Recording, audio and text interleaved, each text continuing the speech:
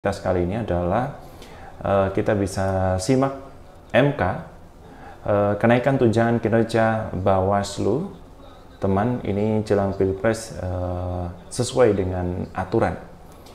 Sesuai dari sampaikan di CNN Indonesia, teman, bahwa MK hari ini menyampaikan Hakim Konstitusi Daniel menyebutkan bahwa kenaikan tunjangan kinerja Tukin terhadap Badan Pengawas Pemilu atau Bawaslu jelang pencoblosan Pilpres 2024 sudah sesuai dengan aturan dan tidak terkait dengan isu independensi sebagai penyelenggaraan KPU atau pemilu.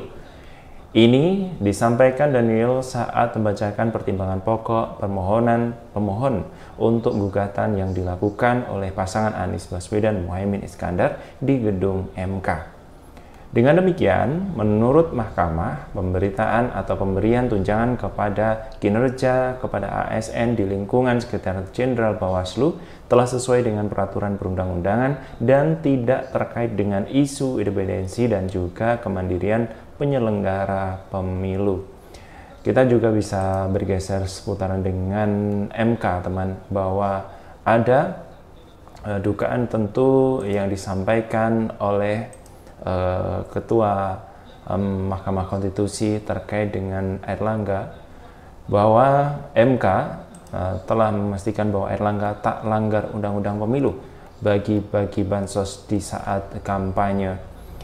CNN Indonesia, Mahkamah Konstitusi MK menyatakan Menteri Koordinator Bidang Perekonomian Airlangga Hartarto tidak melanggar konstitusi atas kegiatan bagi-bagi bantuan sosial atau bansos saat kampanye pemilu 2024. Hakim Konstitusi Asrul Sani mengatakan hal ini juga mengacu pada putusan yang telah dikeluarkan Badan Pengawas Pemilihan Pemilu atau Bawaslu. Maka, kata Asrul, dalil permohonan dari Anies Muhaimin terkait dengan dugaan pelanggaran pemilu yang dilakukan Airlangga tidak terbukti.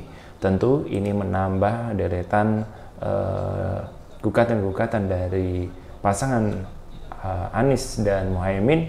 Ini sepertinya tidak ada korelasi dan juga tidak diterima oleh Mahkamah Konstitusi. Tentu dua informasi ini sebagai kesimpulan-kesimpulan awal, teman. Tentu kita akan saksikan bersama-sama bagaimana putusan MK pada kesempatan siang hari ini. Kita langsung saja beranjak ke Mahkamah Konstitusi, teman, untuk menyaksikan bersama-sama seperti apa putusan MK di sengketa Pilpres 2024.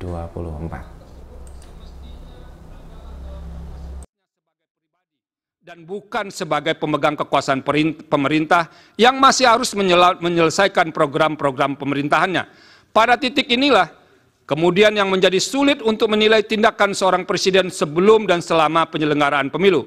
Dalam hal ini, orang yang memegang jabatan tertinggi di jajaran pemerintahan tersebut dapat saja berdalih bahwa percepatan program yang dilakukannya adalah dalam rangka menyelesaikan program pemerintahan yang akan habis masa jabatannya. Namun program dimaksud pun dapat digunakan sebagai kamuflase dan dimanfaatkan sekaligus sebagai piranti dalam memberikan dukungan atas pasangan calon peserta pemilihan presiden dan wakil presiden.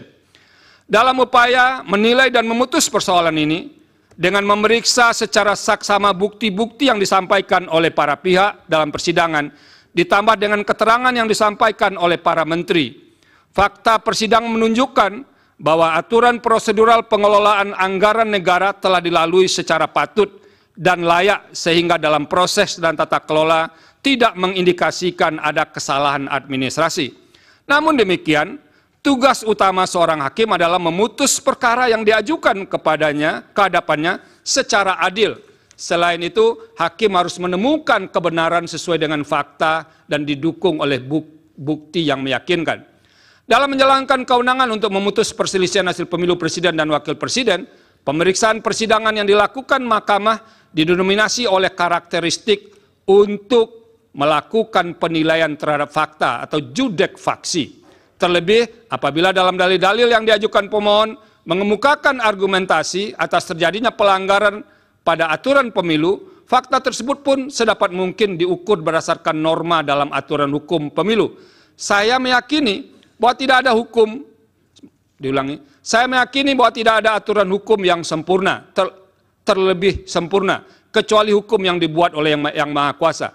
Aturan hukum yang disebut amat lengkap dan mengatur secara rinci setiap tindakan manusia hanyalah klaim dari pembentuknya semata. Senantiasa akan ada dan ditemukan celah aturan hukum dan kemudian dapat dimanfaatkan untuk memenuhi kepentingan pribadi dan terlindung dari ancaman pelanggaran norma hukum.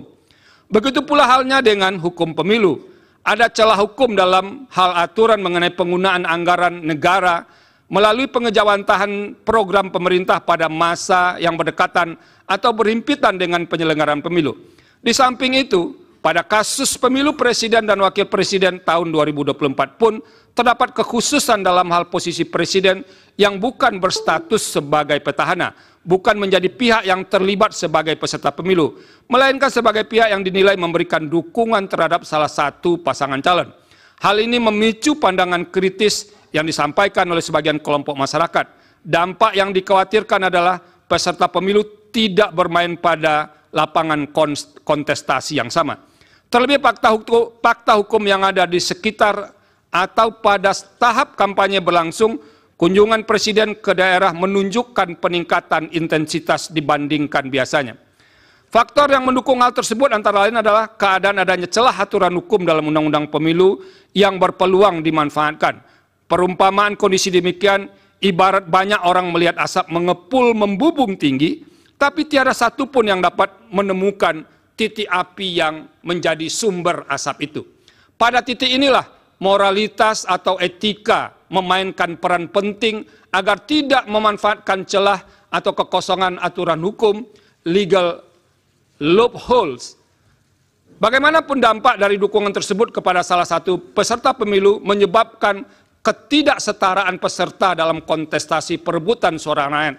Padahal salah satu bentuk nyata perwujudan azas adil dalam pemilu adalah adanya upaya para peserta pemilu berada pada posisi yang setara. Suasana kebatinan demikian seharusnya dipahami semua penyelenggara pemilu dan pejabat negara untuk menerapkan standar etika tertinggi, the highest moral standard.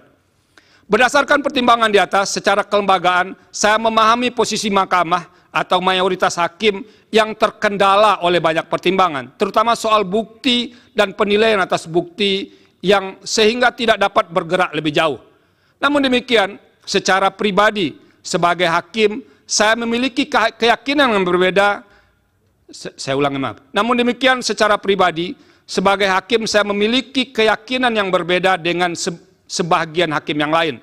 Dalam hal ini, terdapat fakta persidangan perihal pemberian atau penyaluran bansos atau sebutan lainnya yang lebih masif dibagikan pada rentang waktu yang berdekatan atau berhimpitan dengan pemilu.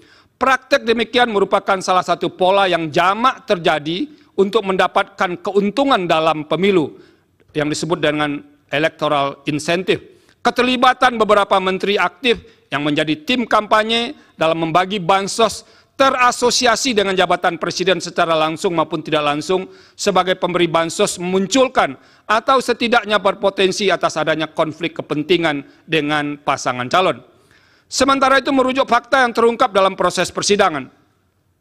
Menteri yang terkait langsung dengan tugas tersebut, inkasu Menteri Sosial, yang seharusnya memiliki tanggung jawab terhadap pemberian bansos, menyampaikan keterangan bahwa tidak pernah terlibat dan atau dilibatkan dalam pemberian atau penyaluran bansos secara langsung di lapangan.